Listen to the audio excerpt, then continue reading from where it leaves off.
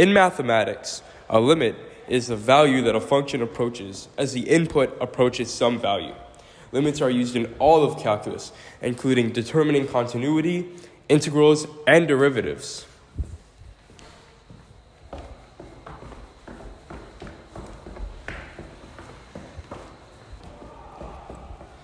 So let's look at some examples of how limits are used. So, Ms. Tyson, how do limits relate to derivatives? Well, we're finding the slope of these tiny segments which approach the length of 0, in turn creating infinite segments within the curve. Rami? What? Geoffrey?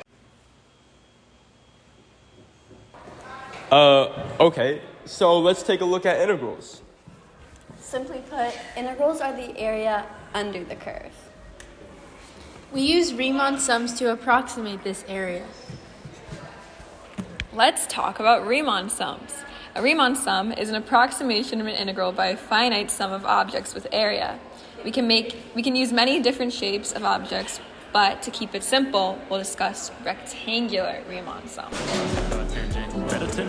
Let's switch from derivatives to integrals.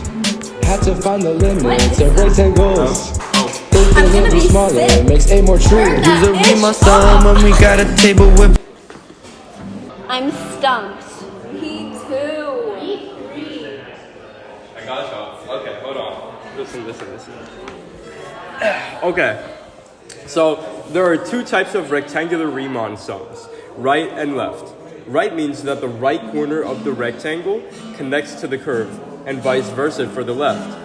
You can see that for a two-step Riemann sum, we only end up with a rough estimate of the curve since our rectangles don't fill the curve. However, as we increase the number of rectangles, they more accurately represent the area of the curve. Thank you. Limits relate to this in the way that we're approaching an infinite amount of rectangles. However, we can never actually reach infinity, so we only end up with an estimate of the area under the curve. Calculators do this very accurately, down to very small decimal places. But it'll never accurately reflect the true area under the curve. But there's a hole in my graph. In order to do all the things we did before, we have to make sure this graph is continuous. Let's look at the graph Rami is holding. If you go to point x equals 0, visually it's continuous, but how do we prove it? Here we'll be using two limits. The limit from the left of that point, denoted by the minus sign, and the limit to the right of that point, denoted by a plus sign. The question will tell us what the function is equal to at that point, if anything at all. If both limits and the value of the graph at that point are equal, the function is continuous. Limit of how small those lines can get.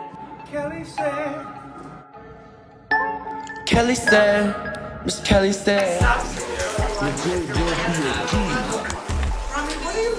No. Yeah. Why are you filming? I'm not. Well, I gotta find the slope of these tiny segments. You crouch a bit. Yeah. Wait, am I supposed to act like Kelly's in I love know with it? who I am. Yes. Back in unit 1, I used to take the risk by hand. Now I open calculator, muscles know the plan. When I open math, second option from the last. I thank God for my TI. Anytime now. Yes, it's rolling.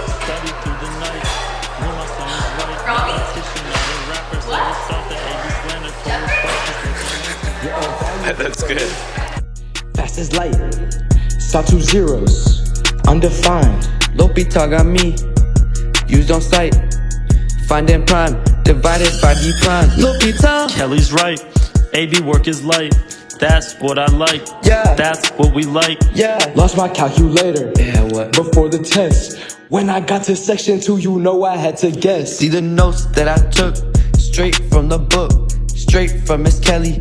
I be doing practice.